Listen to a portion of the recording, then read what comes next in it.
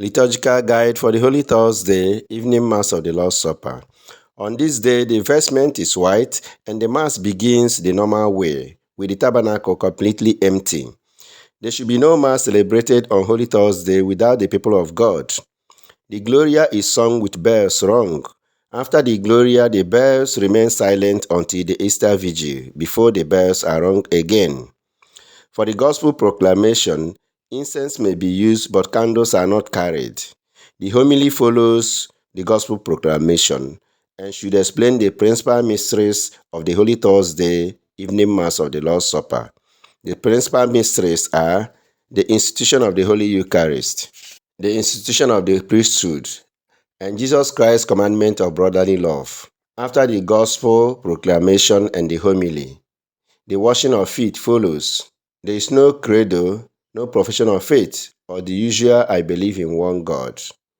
In the Mass of Holy Thursday, instead, the prayer of the faithful is said after the washing of feet, and the Mass continues as usual with the offertory till after the post-communion prayer. There will be a transfer of the Holy Eucharist to the altar of repose or altar of reservation after the post-communion prayer. This transfer of the Holy Eucharist should not take place in churches where it is not intended to celebrate the solemn liturgy of the Lord's Passion on Good Friday. For the transfer of the Holy Eucharist, the priest stands before the altar, puts incense in the thurible, and kneels to incense the Blessed Sacrament. He then receives and puts on a white humeral veil, rises and takes the ciborum and covers it with the ends of the veil. A procession is formed in which the priest carries the Blessed Sacrament through the church to the altar of repose or the altar of reservation. At the altar of repose, the priest incenses the Blessed Sacrament and places the ciborum in the tabernacle, if any is available, while the Tantum Ego Sacramentum or another Eucharistic chant is sung.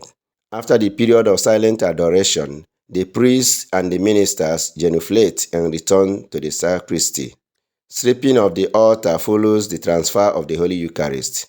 The altar is stripped privately, and the crucifixes, if they are not totally removed from the church, they are veiled or covered. The faithful are then invited to continue adoration before the Blessed Sacrament for a stable length of time during the night according to local circumstances. This brings us to the end of the liturgical guide for Holy Thursday. If you learned something from this liturgical guide, please share it with others. God bless you.